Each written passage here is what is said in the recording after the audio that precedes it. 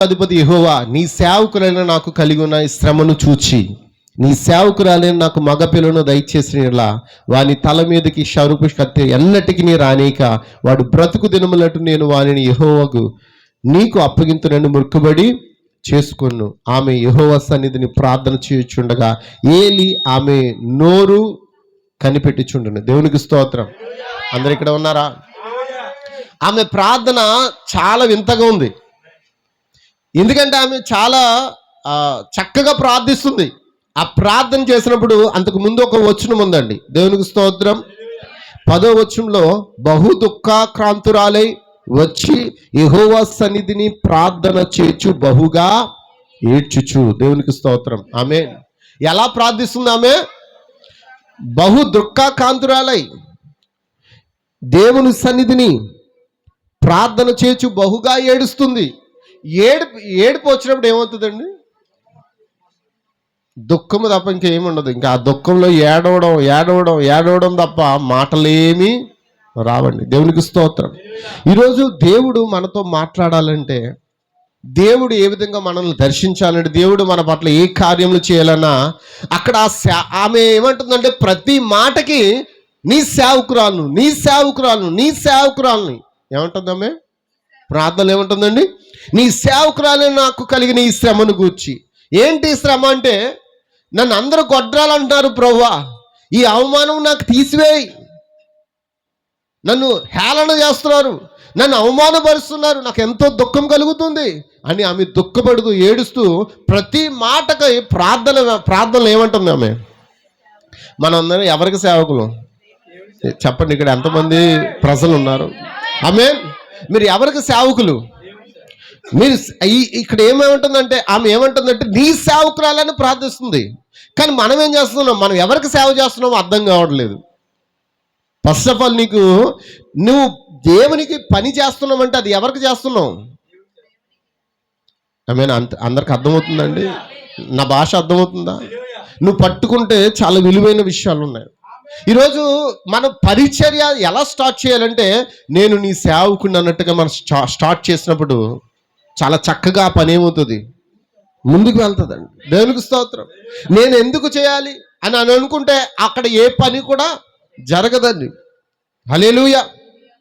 ఇక్కడ ప్రతి మాటకి ఆమె ప్రార్థించినప్పుడు ఏమంటుందంటే, ప్రభువా నీ సేవకురాలు నాకు కలిగిన శ్రమను చూచి నీ సేవకురాలు నన్ను మరొక జ్ఞాపకం చేసుకుని నీ సేవకురాలు నాకు మగపిల్లను దయచేసిన ఎడలా. దేవునికి స్తోత్రం. అంటే ప్రతి ప్రధానికి ముందు ఏం పడుతుంది? ఆమె నీ సేవకురాలను ఆమె మొక్కుబడి చేసుకుంది. కొన్ని వారాలు బట్టి మనం మొక్కుబడి గురించి మాట్లాడుకుంటూ ఉన్నాం. మన వారం ఏమి నేర్చుకున్నాం? మొక్కుబడి ఎవరి కోసం?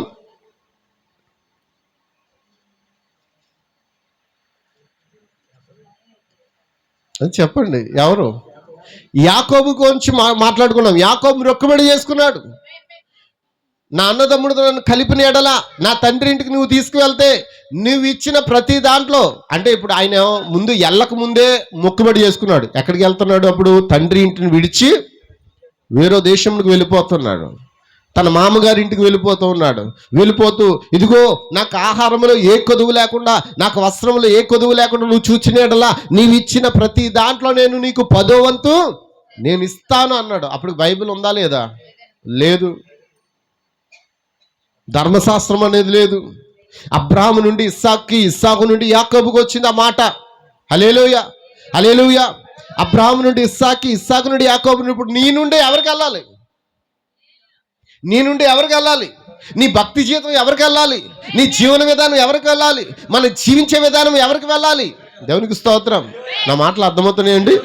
మన జీవన విధానము మనకి రాబోతున్న బిడ్డల్లో నేర్చుకోవడానికి ముందడుగు ఉండాలండి. దేవునికి స్తోత్రం. కాబట్టి మనము ఇతరులకు ఎలా ఉండాలి? మాదిరిగా ఉండాలి. దేవునికి స్తోత్రం. హల్లెలూయా. కాబట్టి ఈరోజు అన్న దేవునికి మొక్కుబడి చేసుకుంటుంది. ఏమనంటే, నీవు నాకు ఒక మగపిల్లని ఇస్తే వాడి తల మీద నేను ఏం చేయను? క్షౌరపు కత్తి వెయ్యను. వాణ్ణి నేను నీ పరిచర్యకు అప్పగిస్తాను. ఎంతమంది మీ బిడ్డలను పరిచర్యకు ఇవ్వడానికి ఇష్టపడుతున్నారు? అస్సలు ఎవరు ఇష్టపడరండి. మా అబ్బాయి కలెక్టర్ అవ్వాలి, మా అబ్బాయి డాక్టర్ అవ్వాలి, మా అబ్బాయి ఇంజనీర్ అవ్వాలి, మా అబ్బాయి అది అవ్వాలి ఇది అవ్వాలి అని ఆలోచిస్తారు. కానీ దేవుని సన్నిధిలో పరిచర్య చేస్తూ ఆయన రాజ్యానికి వారసులు కావాలని ఏ తల్లిదండ్రులను ఆలోచిస్తారా? అమ్మా, ఎలాంటి ఆలోచనతో మనం ముందుకు వెళ్తున్నాం? దేవునికి స్తోత్రం, హల్లెలూయా. ఆమె అంటుంది, నువ్వు నాకు ఈ యొక్క గడ్రాలితనం అనేది తీసివేస్తే నేను నీకు నా కుమారుని నీకు అప్పగిస్తా, నీకు ఇచ్చేస్తానన్నది. ఇచ్చేస్తానన్నదా? ఇచ్చేసింది ఇవ్వలేదా? ఎప్పుడు ఇచ్చింది? పాలు విడిచిన తర్వాత. ఎందుకంటే మరి అక్కడ పాలు ఇచ్చే వాళ్ళు ఉంటారు కదా, ఎక్కడ మందిరంలో పాలు ఇచ్చేవారు ఉండరు. పాలు విడిచిన తర్వాత అప్పుడు ఆ కుమారుని తీసుకెళ్ళి యెహోవాకి ఏం చేసింది? ప్రతిష్టత చేసింది. దేవునికి స్తోత్రం, హల్లెలూయా, హల్లెలూయా. అన్న తనకు ఉన్న ఆ అవమానమును తీసివేసిన ఎడల నాకు ఒక కుమారుని ఇమ్ము, నేను నీకు ఇచ్చేస్తానని ఆమె ఏం చేసింది? మొక్కుబడి చేసుకుంది. ఆ మొక్కుబడి ప్రకారంగా ఆమె ఏం చేసింది? చేసిందా లేదా? ఒక్కసారి ఆ మొదటి సమయాలు గ్రంథం 1:19 తరువాత వారు ఉదయమందు వేగిరమే లేచి యెహోవాకు మొక్కి తిరిగి రామాలో తన ఇంటికి వచ్చిరి. అంతటా ఎల్కానా తన భార్యకు అన్నాను కూడెను. యెహోవా ఆమెను జ్ఞాపం చేసుకొను గనుక అన్న గర్భము ధరించిన దినములు నిండినప్పుడు ఒక కుమారుని కని నేను యెహోవాకు మొక్కుకొని వీనిని అడిగితిననుకుని వానికి సమూయేలు పేరు. దేవునికి స్తోత్రం, హల్లెలూయా, హల్లెలూయా. ఈ సమూయేలు రాను తర్వాత ఏమయ్యాడు? దేవునికి ఒక ప్రవక్త అయ్యాడండి. హల్లెలూయా. అతడు దేవునికి నోరయ్యాడు, దేవునికి కన్నయ్యాడు, దేవుని యొక్క సమాజానికి ఒక ప్రవక్తగా ఉన్నాడు. ఎంత గొప్పదనిదండి. హల్లెలూయా, హల్లెలూయా. అంతమందికి అర్థమవుతుంది. మా పెద్దమ్మ ఒక మాట చెప్పేదండి, మార్తమ్మ గారు. మా తాతయ్య అంట అన్యుడే. ఆ ఊర్లో యేసుప్రభుకి స్థానం లేదు. వింటున్నారా? ఏసే కూటమి పెట్టుకుంటామంటే ఒప్పుకునేవారు కాదు. అప్పుడు ఆ ఊరికి, ఆ కేసుంగూరు అని ఊరికి ఈయన ఒక పెద్దగా ఉండేవాడు అన్నమాట అండి. పెద్ద ఇల్లు ఉండేదంట, ఆ పెద్ద అరుగు ఉండేది అంట. తాటిగిల్లు ఉన్నప్పుడు అప్పుడు పెద్ద అరుగుండు. ఇక్కడ ఉన్నారు మా నాన్నగారు, ఆయనకి తెలుస్తుంది. ఆయనంట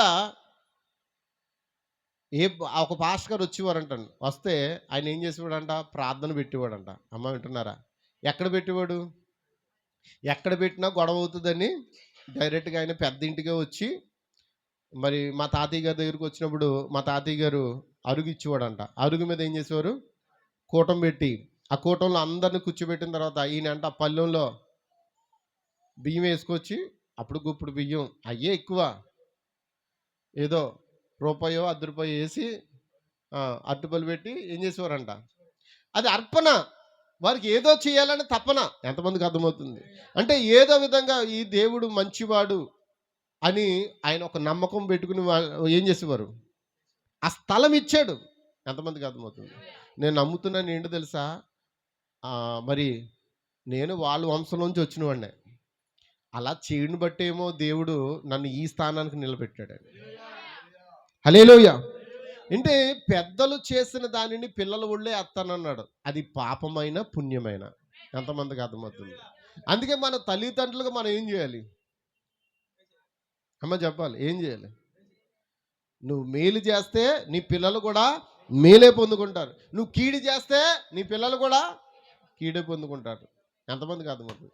పిల్లల ఒడులు వేస్తానంటే, తల్లిదండ్రుల పాపం పిల్లల ఒడులు వేస్తానంటే ఏనాటి పాపమో మనల్ని ఇంకా ఏం చేస్తుంది? మనల్ని ఇంకా శపిస్తుంది. ఆ శాపం మన మీద ఉంది. మన కుటుంబాలు ఇంకా శపించబడుతున్నాయి. దేవునికి స్తోత్రం. అయితే ఆ శాపమును తీసివేయడానికి రక్షకుడైన ప్రభువైన యేసుక్రీస్తు కన్యక మరియ గర్భంలో జన్మించడానికి వచ్చాడు. దేవునికి స్తోత్రం. దేవుని నామమునకు మహిమ కలుగును గాక. ఆయన వచ్చిన విధము చూచినప్పుడు కూడా చాలా మంది అనుకున్నారంట, ఈరోజు క్రిస్మస్ అంటే అందరూ ఏం చేసుకుంటున్నారు? పండుగ కింద ఆచరిస్తున్నారు. మొన్న ఒక పాట పాడుతున్నప్పుడు, పశువుల పాకలో సందడి, గొర్రెల పాకలో సందడి, యేసయ్య పుట్టాడని, మహారాజు వచ్చాడని. నిజంగా వాళ్ళు పాడుతున్నందుకు దేవుడు దీవించును గాక. పశువుల పాకలో సందడి లేదు, గొర్రెల పాకలో, అసలు గొర్రెల పాక ఎక్కడుంది? అది పశువుల పాక, గొర్రెల పాక లేవు, అన్నీ ఉన్నాయి అక్కడ. హల్లెలూయా. కొండ మీద ఒక చిన్న పట్టణం, బెత్లెహేము అనే పట్టణం. ఆ పట్టణంలో చిన్నదైన బెత్లెహేమా, నువ్వు అల్పమైన దానివి. కారణం ఏంటో తెలుసా? ప్రపంచానికి అది తలమానికంగా ఉన్నది. అక్కడి నుంచే ఎవరు వచ్చారు? సృష్టికర్త వచ్చాడు. ఇప్పుడు నీవు దేవుని కలిగి ఉన్నావంటే నువ్వు ఎంత ధన్యుడు తెలుసా? పశువుల పాకలోనే ఎందుకు పుట్టాడు? పండగ చేసుకోవడానికా? క్యాలరల్స్ చేయండి, గొట్టలు, ఆ రోడ్లు మొత్తం, ఆ వీధులన్నీ మొత్తం మూగిపోతూ ఉన్నాయి. ఓ డాన్సింగ్. నా యేసే పుట్టినప్పుడు ఏ డాన్సింగ్ లేదు అసలు. పక్కలో కూడా ఎవరికి తెలుసో చెప్పండి? దూత వెళ్ళి గొర్రెల కాపర్లు చెప్పింది. ఎంతమందికి అర్థమవుతుంది? మొట్టమొదటిగా ఎవరు ఆరాధించారు? గొర్రెల కాపర్లో. గొర్రెల పాకి నువ్వు వెళ్ళమంటే వెళ్తావా? ఒరిజినల్ గొర్రెల పాకి, ఇప్పుడు కట్టే డూప్లికేట్లు కాదు. ఇప్పుడు కట్టే ఏంటది?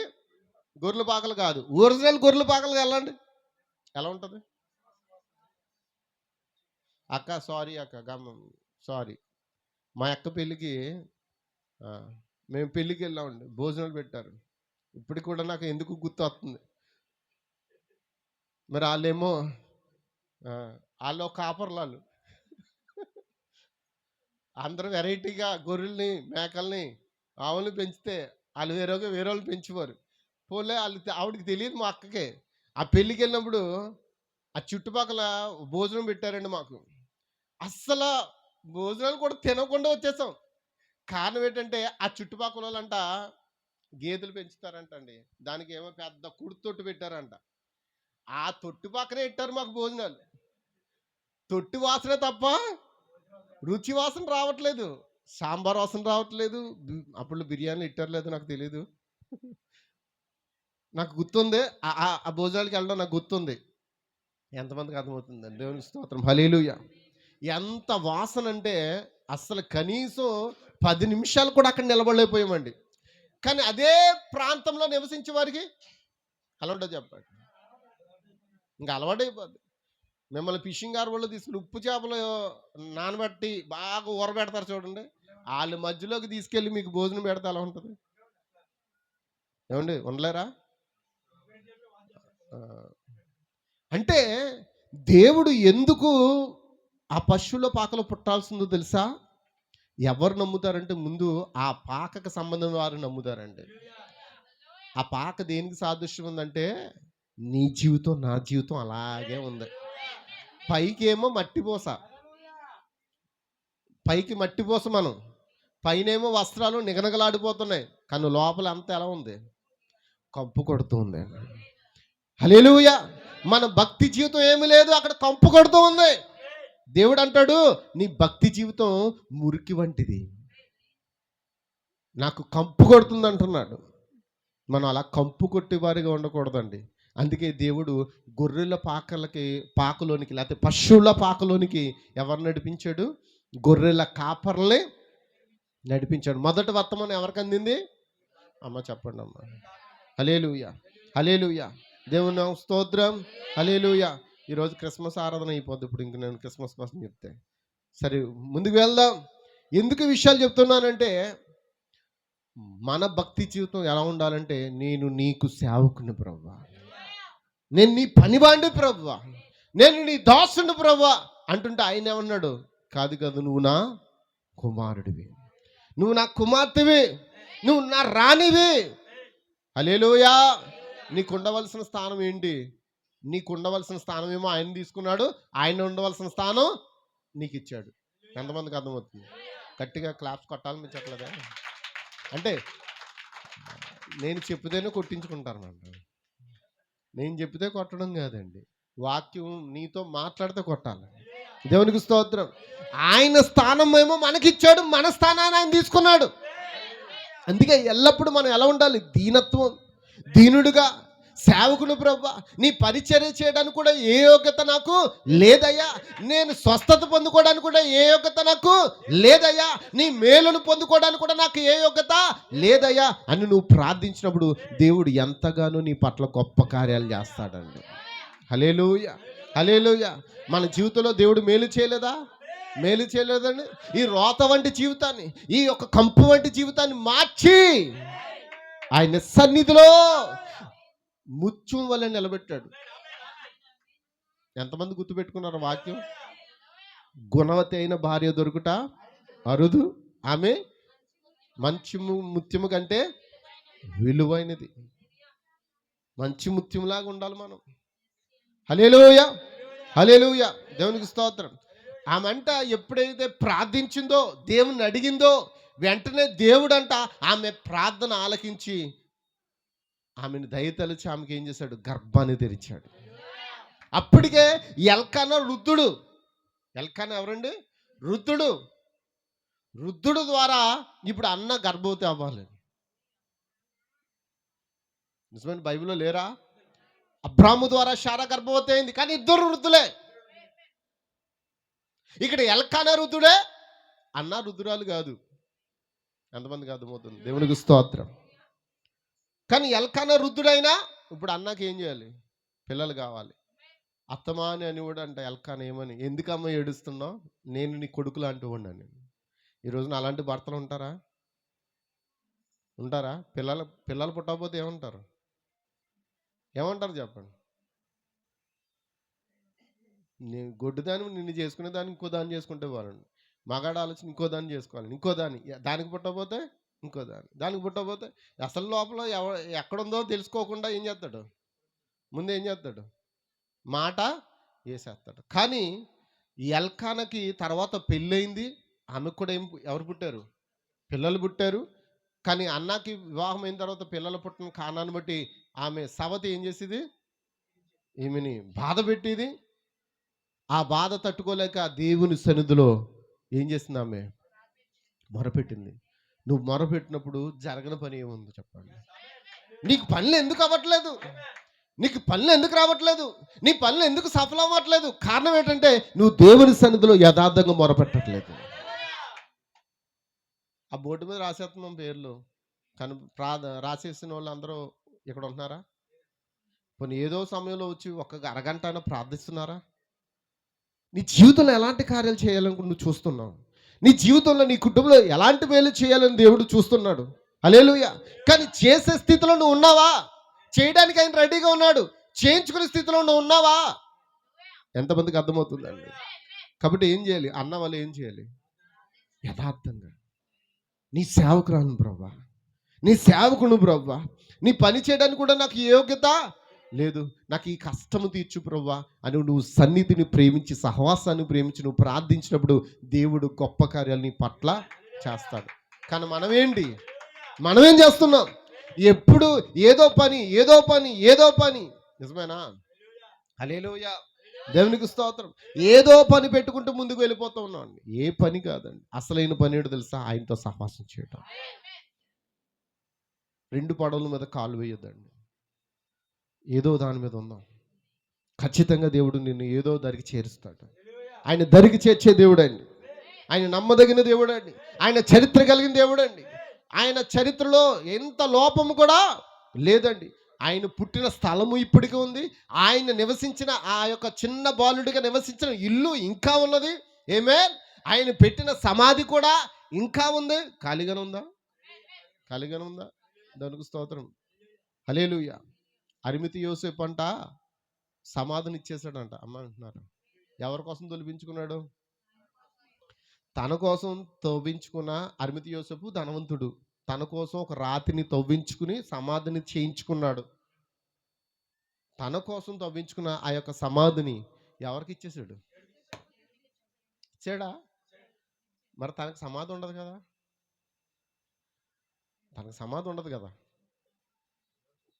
కొనుక్కున్న స్థలమును, తవ్వించిన ఆ యొక్క సమాధిని ఎవరికి ఇచ్చాడు?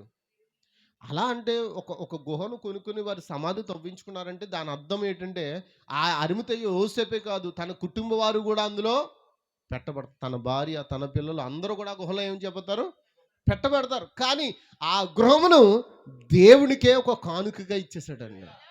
కారణం ఏంటంటే ఈ సమాధి శాశ్వతం కాదు, నన్ను ఒక దినాన ఆయన ఏం చేస్తాడు? లేపుతాడు. నా సమాధిని ఖాళీ చేస్తాడు. ఇప్పటికి కూడా సమాధి ఖాళీగా ఉంది. దానికి అర్థం ఏంటో తెలుసా? క్రైస్తవుడా, నువ్వు మరణిస్తే ఒక దినాన నీ సమాధిని కూడా దేవుడు ఖాళీ చేయబోతూ ఉన్నాడు. నువ్వు నమ్మితే, నువ్వు విశ్వసిస్తే, ఆయన నామంలో రక్షణ పొందుకుంటే, ఆయన నామమును ధరిస్తే ఒక దినాన్ని మనకు అన్నీ కూడా సవ్యంగా జరుగుతాయి. కానీ ఈరోజు అందరూ ఎలా పోతూ ఉన్నారు? బస్సులు ఎక్కడానికి భయం వేస్తుంది, ఫ్లైట్ ఎక్కడానికి భయం వేస్తుంది, ట్రైన్ ఎక్కడానికి భయం వేస్తుంది. ఇంకేం ఎక్కాలో? నావలు ఎక్కాలి. నావలు ఎక్కినా భయమేనంట. ఏమి ఎక్కుదాం? రిక్షాలు ఎక్కుదాం ఏంటి? అది అయితేనే కొంచెం సేఫ్టీగా తీసుకెళ్తాడు. రోడ్డు మీదకి వెళ్ళడం భయం, ప్రయాణం చేయడం భయం, అన్నిటికీ భయపడుతూ ఉన్నాం. కానీ నీకు దూత తోడుగా ఉండకపోతే నువ్వు నీ జీవితం కూడా వ్యర్థమేనండి. ఎప్పుడు ముగిసిపోతావో తెలీదు, ఎప్పుడు ఆరిపోతామో తెలీదు. కానీ మన వెంట ఏమున్నది? ఆయన అంటాడు, కీర్తనకారుడు 37 అధ్యాయంలో ఏమన్నాడు? యెహోవా యందు భయభక్తులు గల వారి చుట్టూ ఆయన దూత కావలి ఉండును. ఆమేన్ లార్డ్. దేవునికి స్తోత్రం. హల్లెలూయా, హల్లెలూయా. అరిమతి యోసేపు యేసుప్రభుకు సమాధి ఇచ్చేశాడు. తర్వాత దినాల్లో ఆ ఎరిమతి యోసేపుకి సమాధి గురించి ఆలోచించలేదు. కారణం ఏంటంటే నేను దేవునికి ఏదైనా చేయాలన్న గొప్ప తపన, గొప్ప ఆలోచన. ఈ లోకంలో ఆయనకి స్థలవాల్చడానికి ఏమి లేదంట. నక్కలకి, ఆకాశ పక్షులకి, అమ్మ చెప్పండి అమ్మ, అన్నీ ఉన్నాయి. కానీ ఈరోజు మనిషికి మాట తలవాల్చడానికి ఎక్కడ తలవాల్చాలనుకుంటున్నాడు? పశువుల పాకలోనే. ఇంకా పాకలోనే పడుకోబెట్టండి, మరి ఏం చేస్తాం? మా దేవుడికి పాకే కావాలి, మరి ఏం చేస్తాం? ఇంకా పాకలోనే పడుకోబెడుతున్నారు ఆయన. అవునా అమ్మ చెప్పండి? పాకలో పడుకునేవాడు కదండి ఆయన. పరలోక రాజ్యంలో కునుకక నిద్రపోక నిన్ను కాపాడుతున్న దేవుడు పాకలో పవలించడానికి రాలేదు. పశువుల పాకలోకి వచ్చింది ఎందుకోసం అంటే సమీప బంధువుడుగా ఉండడానికి. ఎందుకండి? నువ్వు నీ జీవితం ఆయన తీసుకున్నాడు, ఆయన జీవితం నీకు ఇచ్చాడు. గుర్తుపెట్టుకోండి, నీ జీవితం ఆయన మీద వేసుకున్నాడు, నీ పాపం ఆయన మీద వేసుకున్నాడు, ఆయన యొక్క పరిశుద్ధత నీకు ఇచ్చి ఉన్నాడు. దేవునికి స్తోత్రం. హల్లెలూయా, హల్లెలూయా.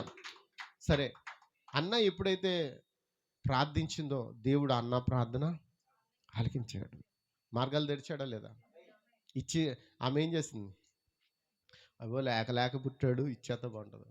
అబ్రాహాము లేక లేక పుట్టాడుగా, ఇచ్చేమంటే ఏం చేశాడు? ఇచ్చాడా అమ్మ? ఇచ్చాడండి. లేక లేక పుట్టిన కుమారుడిని ఇచ్చామంటే ఇచ్చేసాడా లేదా? ఇచ్చేసి మృతుల్లో పొందుకున్నాడండి. దేవునికి స్తోత్రం. బైబిల్ అదే చెప్తుందండి. హల్లెలూయా. అన్నా దేవునికి ప్రతిష్ఠ చేసుకుంది. ప్రతిష్ఠ చేయబడిన కుమారుని దేవుని సన్నిధి తీసుకొచ్చి పాలు విడిచిన తర్వాత అప్పగించేసింది. ప్రతి సంవత్సరం ఏటా వచ్చి సంవత్సరం అంతా ఆ అబ్బాయికి ఏం చేసేదండి? వస్త్రం, అంగి కుట్టి ఏటా ఆ మందిరానికి వచ్చినప్పుడల్లా అబ్బాయితో గడిపి అబ్బాయికి ఆ వస్త్రం ఇచ్చి, ఆ అబ్బాయి ఎంత బాధపడతాడండి. చిన్నపిల్లడు కదండి, బాలుడైన సమూయేలు అని ఉంది బైబిల్లో. మీ పిల్లల్ని దేవుని సన్నిధికి విడిచిపెడతారా? పన్యమని పంపిస్తారా? ఆమేన్ అమ్మ, ఇక్కడ చెప్పండి అమ్మ. మీ పిల్లల్ని దేవుని సన్నిధికి పని చేయడానికి పంపించండి, పరిచర్లో ముందుకు నడపండి. అప్పుడు దేవుడు మీ పిల్లల భవిష్యత్తును ఏం చేస్తాడు? మారుస్తాడండి. దేవునికి స్తోత్రం. చిన్నతనం నుంచి కూడా ఆ పనులు నేర్చుకుంటూ వచ్చిన వాళ్ళం అండి మేము. వాష్రూమ్ కడగడం ఏమైనా సిగ్గా? కోటాలకి ఎన్నిసార్లు కడగం? నాకు అసలే లేదు, నాకు చాలా ఇష్టం అది. ఎంతమందికి అర్థమవుతుంది? కానీ కనీసం ఈ మనం ఇక్కడ ఆదివారం వాడేసిన వాష్రూమ్ కూడా మనం ఏం చేయట్లేదు. అయిపోయిన తర్వాత అందరికీ God bless you, God bless you, God bless you. బాగున్నారా? మనం ఏం చేస్తున్నాం? అసలు ఏమైనా పని ఉందా? ఇక్కడ ఏమైనా దులపాలా, లేకపోతే ఏమైనా క్లీన్ చేయాలా? ఏమి లేదు. ఏంటి? God bless you, God bless you. అదే రాజకీయ నాయకులు ఉంటారు కదా,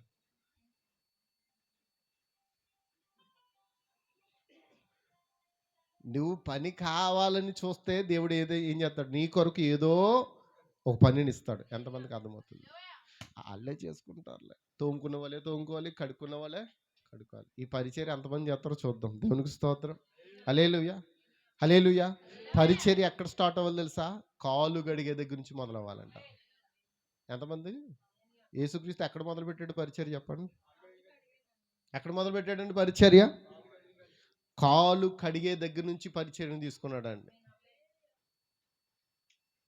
వచ్చే సంవత్సరంలో అందరికీ కాళ్ళు కడగడం మొదలెడతాం ఇక్కడ. ఒట్టినెట్టి రోజు వచ్చిన ప్రతి ఒక్కరికి కాళ్ళు కడగడం మొదలెడతారా? చేయగలరా? ఏమండి చేయగలరా?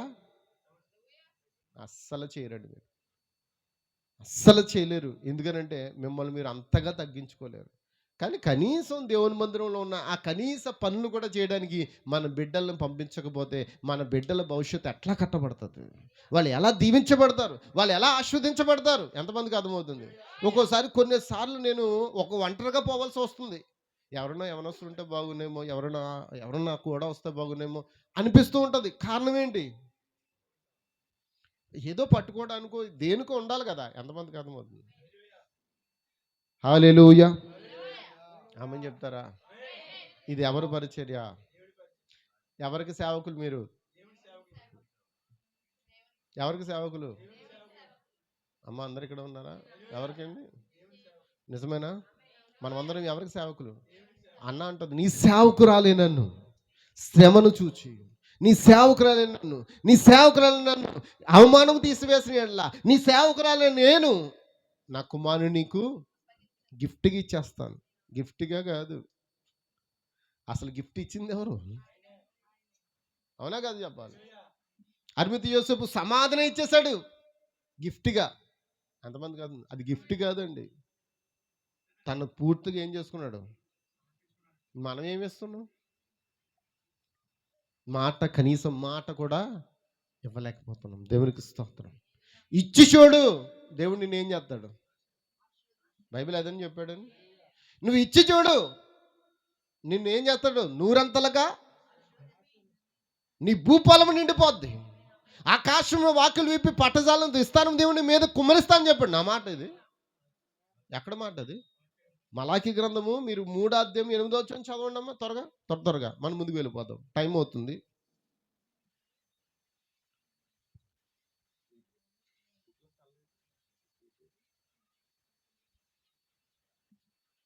గడియారం ఆగిపోయింది.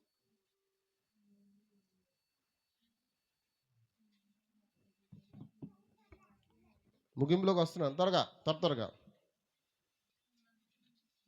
మలాకి గ్రంథం 3:8 అబ్రహాము మాకు తండ్రి అని మీలో మీరు చెప్పుకుని తలంచవద్దు.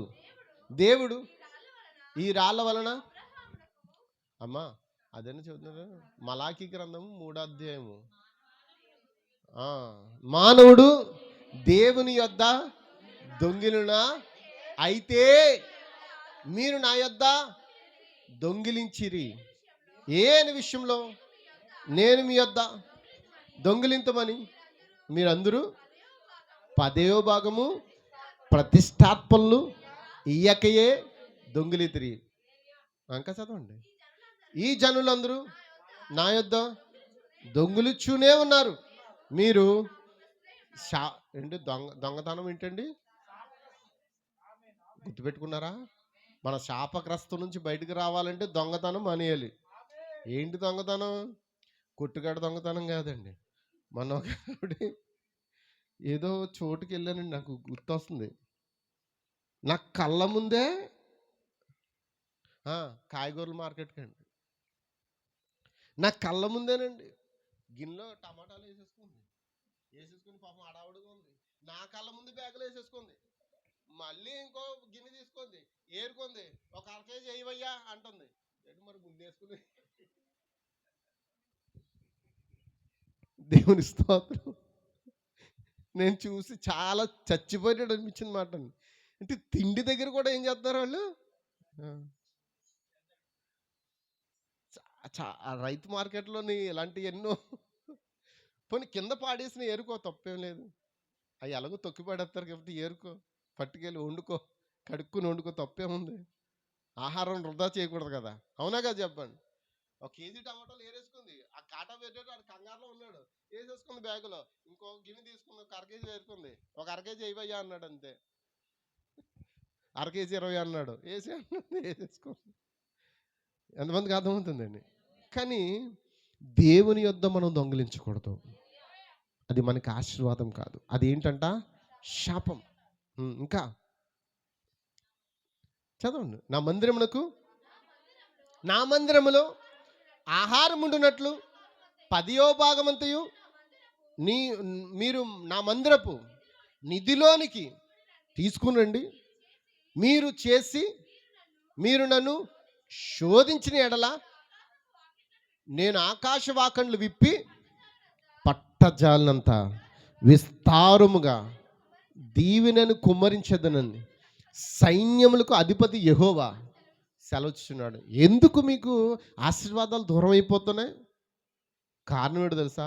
మనం ఇవ్వాలి అంటే ఆయన మందిరంలో 10వ భాగం ఉండాలి, ఆహారం ఉండాలా లేదా? ఇగో బ్రదరు ఏదో ఫ్రూట్స్ తెచ్చాడు, వారం ఏదో ఫ్రూట్స్ తెస్తాడు. దేనికోసం? ఎందుకు? దీవెన పొందుకోవాలనే కదా. ఎవరో గుప్పుడు బియ్యం తీసుకొస్తున్నారు, దేనికి?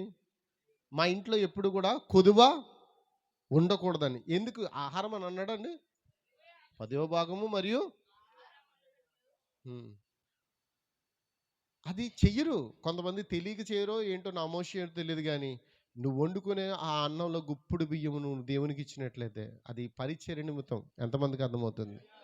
ఆమేన్. ఇప్పుడు ఉపదేశించువాడు మంచి పదార్థములన్నిటిలోనూ ఉపదేశించువానికి బాగా ఇవ్వాలని ఎక్కడ రాయబడింది? కొత్త నిబంధనలో రాయబడింది. అంతేనండి. అపోస్తలుడు పౌలు ఏం చెప్పాడు? ఉపదేశించువానికి మంచి పదార్థములన్నిటిలోనూ భాగం, 10వ భాగం కాదు, భాగం ఇవ్వాలి. ఆహారంలో 10వ భాగం కాదు, భాగం ఇవ్వాలి. డిమార్ట్కి వెళ్తావు, వెళ్ళినప్పుడు ఏం చేస్తావు? నీకు కావాల్సిన రేషన్ అంతా కొనుక్కుంటావు. ఇదిగో సంఘంలో ఈ నూనె అవసరమేమో, ఈ పప్పు అవసరమేమో, ఈ సేమియా అవసరమేమో, ఈ టీ పొడి అవసరమేమో, ఏది అవసరమో నువ్వు ఎరిగి ఉంటే నువ్వేం చేస్తావు? అంటే అదే ఆలోచనతో వెళ్తే దేవుడు నీకు ఏం చేస్తాడు? అవునాగా చెప్పండి. నీ ఇంట్లో ఏ అవసరం అయితే ఉందో దేవుని మందిరంలో కూడా అదే అవసరం ఉంటుంది. ఎంతమందికి అర్థమవుతుంది? దేవుని సేవకుని ఇంట్లో కూడా అదే అవసరం ఉంటుంది. అవునాగా చెప్పాలి. పోషించబడ్డానికి మార్గాలు తెరిచేవాడు దేవుడే. ఇచ్చి శోధించమన్నాడు. అన్న ఏం చేస్తుంది? నువ్వు ఇస్తే ఇచ్చేస్తానందా? చెప్పండి అమ్మ చెప్పాలి. ఇచ్చేస్తానన్నదా? ఇంకేమైనా అందా? ఎవరినైతే ఇస్తావో వాళ్ళని ఇచ్చేస్తానన్నది. ఇచ్చేసిన తర్వాత అన్నాన్ని దేవుడు ఏమో వదిలేశాడా? ఎల్కానా మళ్ళీ దీవించాడంట. ఎవరు దీవించాడు? నేను స్పీడ్గా చదువుకుంటూ వెళ్తున్నాను. దేవునికి స్తోత్రం. ఎవరు దీవించారండి? ఎల్కానా. మీకు 2వ అధ్యాయంలో, మొదటి సమూయేలు గ్రంథం 2వ అధ్యాయం 18వ వచనం. బాలుడైన సమూయేలు నారతో నేయబడిన ఏఫోదు ధరించుకుని యెహోవాకు పరిచర్య చేయుచుండును. వాని తల్లి వానికి చిన్న అంగి ఒకటి కుట్టి ఏటేటా బలర్పించుటకు తన పెనిమిటితో కూడా వచ్చినప్పుడు దాన్ని తెచ్చి వానికి ఇచ్చుచు వచ్చెను. యెహోవా సన్నిధిని మనవి చేసుకొనగా నీకు దొరికిన ఈ సంతానముకు ప్రతిగా యెహోవా నీకు సంతానమునిచ్చును గాక అని ఏలి ఎల్కానాను అతని భార్యను దీవించిన తర్వాత, ఎవరు దీవించారండి? అంటే యాజకుడు ఏం చేస్తాడు? యాజకుడు మీరు ఏదైతే తెస్తున్నారో వాటిని ఏం చేస్తాడు? దీవించి మిమ్మల్ని ఆశీర్వదిస్తాడు. ఎంతమందికి అర్థమవుతుంది?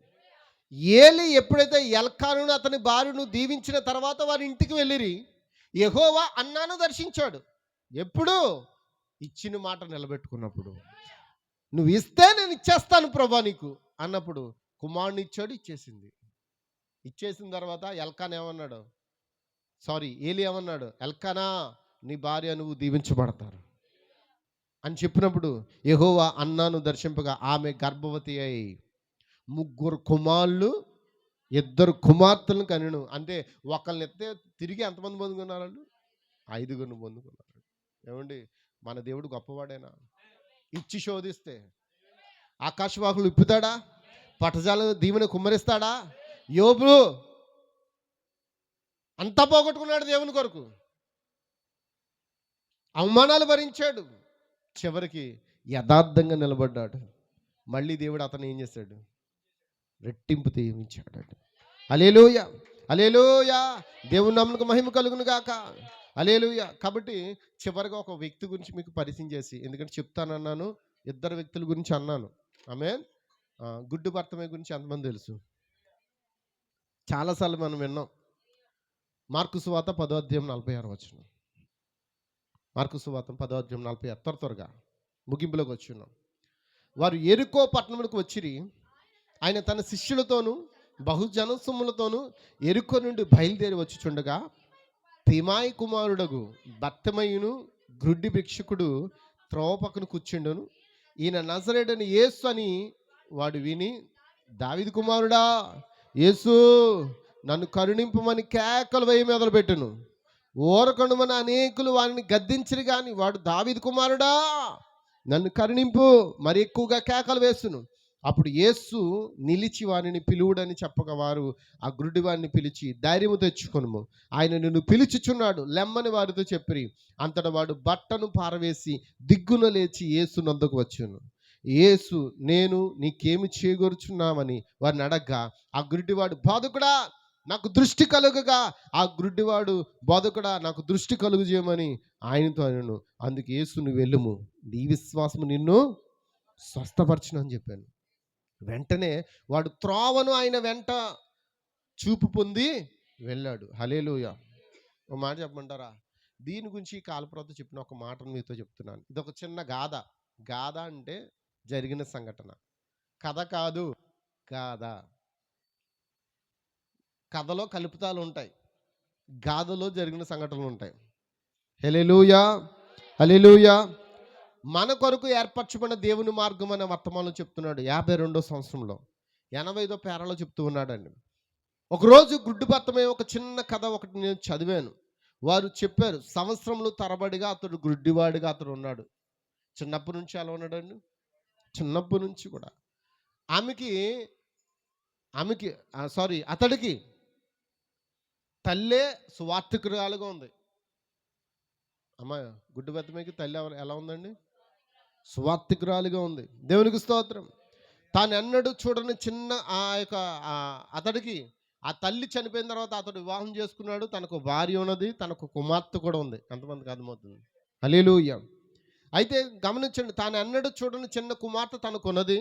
అతడు అలవాటుగా అక్కడికి వెళుతూ ఉండేవాడు, వీధిలో కూర్చుని ఉండేవాడు. అతనికి ఒక చిన్న గొర్రెపిల్ల కూడా ఉంది. అమ్మ వింటున్నారా? ఏముంది? ఎందుకు ఉంది గొర్రెపిల్ల? అది కూడా తెలుసుకుందాం. దేవునికి స్తోత్రం. ఆమేన్. ఈ దినమున కుక్కలు ఎలాగూ చేస్తావో గొర్రెపిల్ల కూడా ఆ దినాల్లో గుడ్డివారిని నడిపించేవి. అంటే ఆ గుడ్డివాడిని యెరికో కోట గోడల దగ్గరికి, లేకపోతే ఆ పడిపోయిన రాళ్ళు దగ్గరికి నడిపిస్తూ తీసుకెళ్ళేది గొర్రెపిల్ల. రోజు అక్కడికి వెళ్ళి ఏం చేసేవాడు? అమ్మ ఏం చేసేవాడు? అడుక్కునేవాడు అని. అక్కడ గొర్రెపిల్ల ఉంది, తనతో పాటు 2 గువ్వలు కూడా ఉన్నాయి. ఏమున్నాయి? గువ్వలు ఏం చేస్తాయి? గుడ్డివాడిని గువ్వలు ఏం చేస్తాయి? దేవునికి స్తోత్రం. ఏం చేస్తాయండి? గువ్వలు ఏం చేస్తాయంటే అవి ఆడుతూ ఆడుతూ ఆ గుడ్డివానికి చుట్టుపక్కల వాళ్ళకి ఆహ్లాదనిచ్చి ఈ గుడ్డివానికి డబ్బులు వేయడానికి ఆ గువ్వలు ఏం చేసేవారు? సహాయపడి. దేవునికి స్తోత్రం. హల్లెలూయా. అయితే ఒక చిన్న గొర్రెపిల్ల కూడా ఉంది. ఈ దినమున కుక్కలు ఎలాగూ చేస్తావో గొర్రెపిల్ల కూడా గుడ్డివారిని నడిపించేవి. కుక్కలు గుడ్డివారిని నడిపించును. గుడ్డివారిని నడిపించుటకు వారు గొర్రెపిల్లకు తర్ఫీదునిస్తారు. అతనికి 2 చిన్న గువ్వలు ఉన్నవి. అవి ఆ విధంగానే గంతులు వేసేవి. యెరూషలేముకు లేక పట్టణములకు వెళ్ళు యాత్రికులను ఆకర్షించుకున్నటకే అతడు గిన్నెలో వారు నాణ్యములు వేసేవారు. అతడు గుడ్డివాడు. ఒక రాత్రి అతని భార్య ఎంతో జబ్బుపడిపోయింది. అమ్మ వింటున్నారా?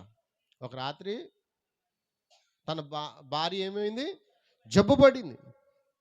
అయితే అతడు ప్రభు యొద్దకు వెళ్ళాడు. అంటే ఎక్కడికి వెళ్ళాడంటే దేవాలయంకి వెళ్ళి ఏం చేస్తున్నాడు? ప్రార్థిస్తున్నాడు. ప్రార్థిస్తూ ఏమన్నాడంటే, ప్రభువా నాకేమీ లేదు, నేను పేదవాడును, నేను గుడ్డివాడును, నీకు ఇచ్చుటకు నాకేమీ లేదు. అయితే ప్రభువా నేను నిన్ను నమ్మాను, నీవు నాపై జాలిపడి నా దీనురాలైన భార్యను బ్రతికిస్తే. అంటే ఆమె చచ్చిపోయే పరిస్థితిలో ఉంది. అక్కడ మందులు వేసే పరిస్థితి ఇతనికి లేదు, ఆమె చనిపోయే పరిస్థితిలో ఉంది. కాబట్టి నా దీనురాలైన భార్యను బ్రతికిస్తే రేపు నీకు అర్పణగా నా గువ్వలు అర్పిస్తానని చెప్పాడు. ఎంతమందికి అర్థమవుతుంది? అప్పుడు దేవుడు ఏం చేశాడంటే మొక్కుకున్న మొక్కుబడి ప్రకారంగా ఆ రాత్రి ప్రభు అతని భార్యను దర్శించాడు, స్వస్థపరిచాడు. దేవునికి స్తోత్రం, హల్లెలూయా. మరుసటి రోజు ఏం చేయాలి? అతడు ఆ యొక్క గువ్వల్ని తీసుకెళ్ళి ఏం చేయాలి? మరలిపోయి యాజకుని ద్వారా అర్పణ కొరకే 2 గువ్వలను అర్పించాడంట. యాజకుడు ఏం చేశాడు? సరే, నువ్వు మొక్కుకున్నావు అంటున్నావు కదా, 2 గువ్వలు తీసుకొచ్చాడు. ఆ 2 గువ్వల్లో మీ అందరికీ తెలుసు, ఒకటి అర్పణ చేస్తారు, ఒకటి ఏం చేస్తారు? 2 గువ్వలు ఎందుకు అనుకుంటున్నారు? ఒకటి బలి, మరొకటి బలి అర్పించి ఆ బలి అర్పించిన ఆ రక్తాన్ని రెండో దాని మీద ఏం చేస్తారు? ప్రోక్షించినప్పుడు ఆ రెండోది ఏం చేస్తుంది? ఎగురుకుంటూ వెళ్ళిపోతే ఆ రక్తాన్ని చిందిస్తూ. ఎంతమందికి అర్థమవుతుంది? ఈరోజు యేసుక్రీస్తు మన కొరకు ఏం చేశాడు? బలి అయిపోయి ఆయన రక్తం మన మీద ప్రోక్షించి మళ్ళీ అందరూ ఏం చేశాడు? పరిశుద్ధులుగా మార్చాడండి. దేవునికి స్తోత్రం, హల్లెలూయా. అందుకే యాజకుని ద్వారా అర్పణ కొరకు 2 గువ్వలు అర్పించాడు. ఇక అతనికి మిగిలింది ఏంటండి? గొర్రెపిల్ల మాత్రమే. ఏమే లార్డ్, హల్లెలూయా. తర్వాత కొంతకాలం అయిన తర్వాత అతను చిన్న బాలికి కూడా ఏం చేయింది? జబ్బు పడింది. వైద్యులు ఏమీ చేయలేవని చెప్పారు. అమ్మంటున్నారా? డాక్టర్స్ ఏమీ చేయలేం, ఏమి చనిపోద్దని చెప్పారు. అతను అన్నాడు, మళ్ళీ మందిరానికి వెళ్ళి ప్రార్థిస్తూ, ప్రభువా నాకు మిగిలి ఉన్నది ఒకటే, అది గొర్రెపిల్ల. అందరికి అర్థమవుతుందండి? అదేంటండి? గొర్రెపిల్ల. అయితే నేను ఎన్నడూ చూడని నా చిన్న కుమార్తెను బాగుపరిచినట్లయితే, ఆమెను బ్రతికించినట్లయితే, అప్పుడు అర్పణకే నా గొర్రెపిల్లను నేను నీకు ఇస్తాను. ఏ గొర్రెపిల్లని ఇస్తా అన్నాడండి? గుర్తుపెట్టుకోండి, పదాలు మర్చిపోవద్దు. నా గొర్రెపిల్లను నేను నీకు ఇస్తాను. అప్పుడు ప్రభువు అతని చిన్న బిడ్డను ఏం చేశాడంటే ఆ రాత్రి కాలంలో స్వస్థపరిచాడండి, మరణాన్ని జీవంగా మార్చాడండి. ఆ తర్వాత కొన్ని దినాలకు అతడు వీధిలో నుండి వెళ్తూ ఉన్నాడు. అతని కూడా ఏముందంటే గొర్రెపిల్ల ఉంది. గొర్రెపిల్ల అతను ఏం చేస్తుంది? నడిపిస్తుంది. ఎక్కడికి వెళ్తున్నాడు? కొన్ని దినాల తర్వాత, అయ్యో నేను మొక్కుకున్నాను నా గొర్రెపిల్లని ఇస్తానని, కాబట్టి నేను ఎక్కడికి వెళ్ళాలి? ఇప్పుడు మందిరానికి వెళ్ళాలి. మందిరానికి వెళ్తున్నానని మందిరానికి పోతూ ఉన్నాడు. అప్పుడు ప్రధాన యాజకుడైన కైప ఉండే దినాలు. ఆ కైప వచ్చాడు. గుడ్డుబత్తమాయ్ ఎక్కడ వెళ్తున్నావు అని అడిగాడు. ఎవరిని? గుడ్డుబత్తమాయ్ అడిగితే అతడు చెప్పాడు, ఓ ప్రధాన యాజకుడా, నేను ఆలయంలోనికి వెళ్తున్నాను, గొర్రెపిల్ల నన్ను ఆలయంలోకి నడిపిస్తుంది. గొర్రెపిల్ల ఎక్కడ నడిపిస్తుంది? మేక ఎక్కడ నడిపిస్తుంది? నువ్వు గొర్రెపిల్లతో నడుస్తున్నావా, మేకతో నడుతున్నావు? ఒకసారి ఆలోచన చేసుకో, జాగ్రత్త. నీ సహవాసం గొర్రెపిల్లతో అయితే గొర్రెపిల్ల ఎప్పుడు నిన్ను సహవాసంలోకి నడిపిస్తుంది. మేక అయితే మేక ఏం చేస్తుంది? వధ యొద్దకి నడిపిస్తుంది. దేవునికి స్తోత్రం, హల్లెలూయా. అయితే ఇదిగో ఇక్కడ అన్నాడంట, ఓ ప్రధాన యాజక, నేను ఆలయంలోకి వెళ్తున్నాను, గొర్రెపిల్లను నన్ను ఆలయంకి నడిపిస్తుంది. అర్పణకి గొర్రెపిల్లను అర్పించుట కొరకే. ఎక్కడికంట? అర్పణ చేయడానికి గొర్రెపిల్లను అర్పించుట కొరకే నేను వెళ్తున్నానంటే, అప్పుడు ఆ కైప అన్నాడంట, నువ్వు అలా చేయకూడదు అయ్యా బాబు, అవి నీ కళ్ళు. ఏంటండి గొర్రెపిల్ల? ఏంటండి నీ కళ్ళు?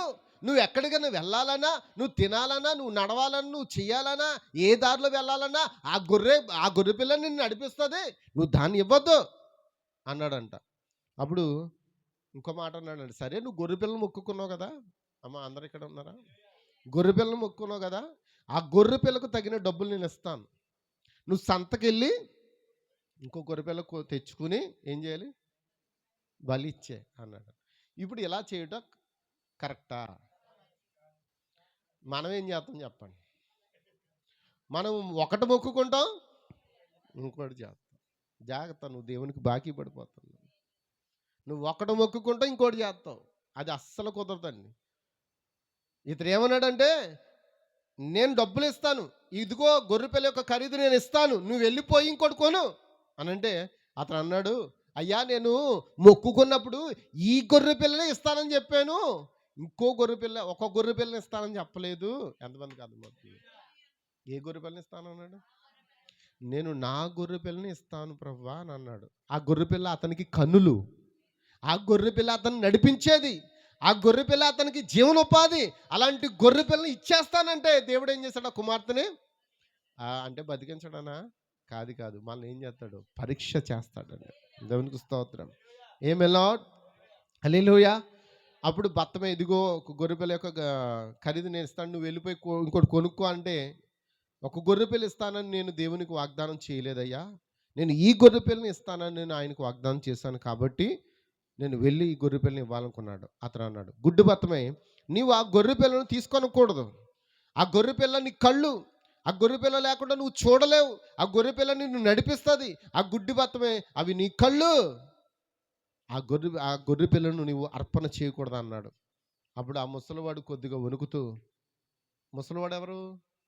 గుడ్డి బత్తమే. వణుకుతూ, ఓ ప్రధాన యాజకుడా, గుడ్డి బత్తమై కళ్ళకు దేవుడు గొర్రె పిల్లని ఏర్పాటు చేయను, దేవుడు అతని హృదయమును దీవించును. హల్లెలూయా. నా కళ్ళు ఒకవేళ ఇచ్చేసినా దేవుడే నాకు మళ్ళీ మరి ఇంకో కళ్ళు ఇస్తాడు, ఇంకో గొర్రె పిల్లని ఇస్తాడు. ఎంతమంది కాదు, ఇంకో గొర్రె పిల్లని ఇస్తాడు. ఈ గొర్రె పిల్లని ఇచ్చేస్తా, ఇంకో గొర్రె పిల్లని ఆయనే ఇస్తాడు. నన్ను వదిలేడు. నా ప్రార్థన ఆయన ఆలకించి నా భార్యను బ్రతికించాడు. గొర్రె పిల్ల ఏంటి గొవ్వల్ని ఇచ్చేసాను. ఇప్పుడు నా కుమార్తెను బ్రతికించాడు. ఈ గొర్రె పిల్లని ఇచ్చేస్తాను. నా కన్నులకి దేవుడే మరొక గొర్రె పిల్లని ఏర్పాటు చేస్తాడని చెప్పాడండి. హల్లెలూయా. అప్పుడు దేవునికి ఆ గొర్రె పిల్లని అర్పణ ఇచ్చేసిన తర్వాత అతడు ఎలా అయిపోయాడు? ఒంటరి వాడిపోయాడు. దేవునికి స్తోత్రం. కొన్ని దినాలు ఇబ్బంది పడ్డాడు, చాలా ఇబ్బంది పడ్డాడు. అయినా దేవుని కొరకు అన్నీ సహించుకున్నాడు. ఆమేన్.